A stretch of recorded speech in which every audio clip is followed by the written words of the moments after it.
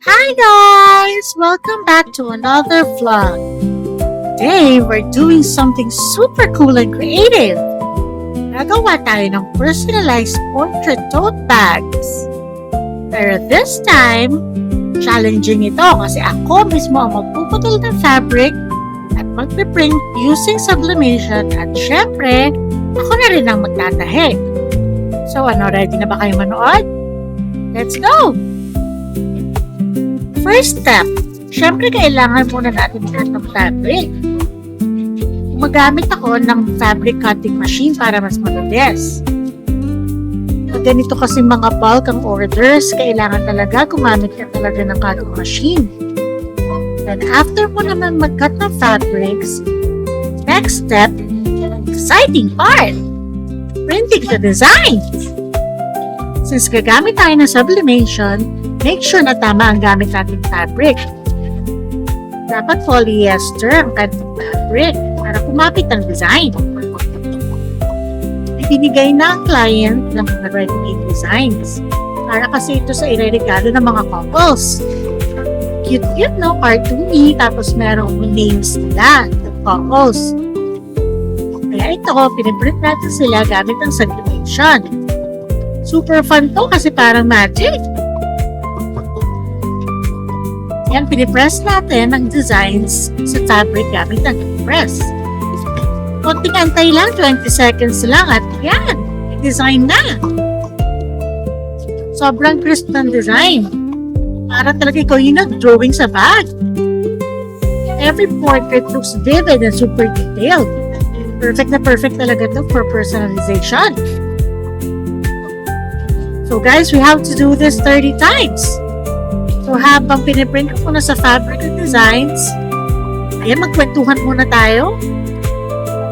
Because this process takes a little bit of time. Pero sobrang worth it naman since you see all the designs printed on the fabric. Iba't iba naman ang mga portraits natin kasi depende dun sa mga taong pagbibigyan.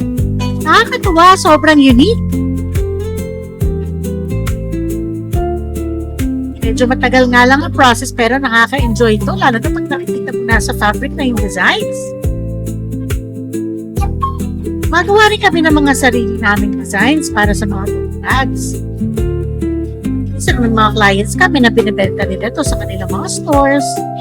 Pero usually, go-order sila para sa mga events tulad ng mga souvenirs sa weddings, regalo sa mga birthdays. Kaya naman meron na silang gustong bigyan nila na mahal nila sa buhay.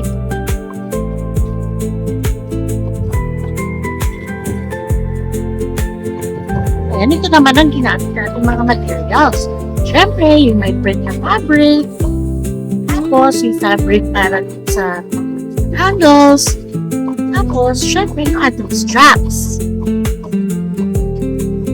Yan, ako lang din ang magtatahin ng mga ito. Pero kakayanin natin. Yan, nilalagyan ko muna ng mga handles o ng straps sa ating bag. Manual labor talaga to, pero nakaka-enjoy. Pagkatapos ka naman lagyan ng strap sa bawat size, ay itatahi naman natin ang strap covers. Siya na rin yung para magiging color sa ibabaw ng bags para maganda ang design.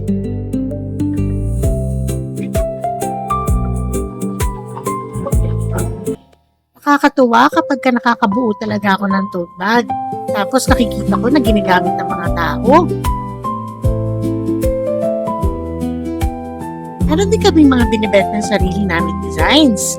Tapos minsan pinapa-personalize na lang din ng mga customers. Pili sila doon sa available na naming designs. Tapos lalagyan nila ng names. O kaya minsan dates. O kaya minsan yung favorite nilang hashtags. Sa ating ginawang unang video na katulad nito, ginawa natin ay mga pouches. Usually, yung aming mga pouches, niregalo din nila yan na ginagamit para sa mga souvenirs.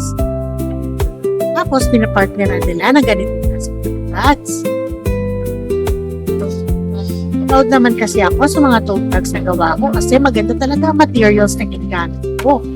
Ito nyo naman ng straps, nylon straps ang ginagamit ko at pati ng fabric Premium fabric ito at napakakapal at durable. Kaya mo ilagay lahat na kaya mo ipasok, hindi siya talaga matigas. Kaya, magbuo na ating unang tote bag. So, ito na nga, natapos na natin ang 30 tote bags. Yan, tingnan natin isa-isa ang mga designs. Kaya kung meron kayong mga events, o kaya meron kayong mga gustong regaluhan, pwede kayong magpagawa ng ganito klase ng bags.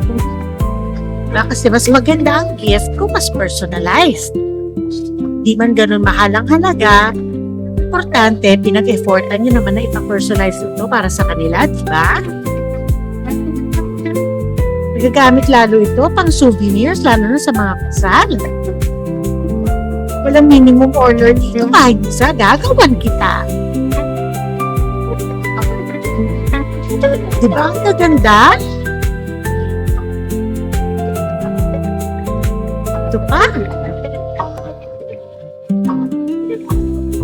Tapos dito, nilagyan ko rin ng plastic snaps para may pangsara ang tote bag, hindi ba naglagam ang gamit. Tapos, nilagay ko na siya sa kanyang packaging na plastic para maganda ang presentation at hindi madumihan. Tcharam! Ito na sila! Ang 30 pieces na personalized portrait tote bags. Hanggang dito na lang ang ating vlog. Sana nagustuhan ninyo. Hanggang sa susunod na vlog. See you! Bye!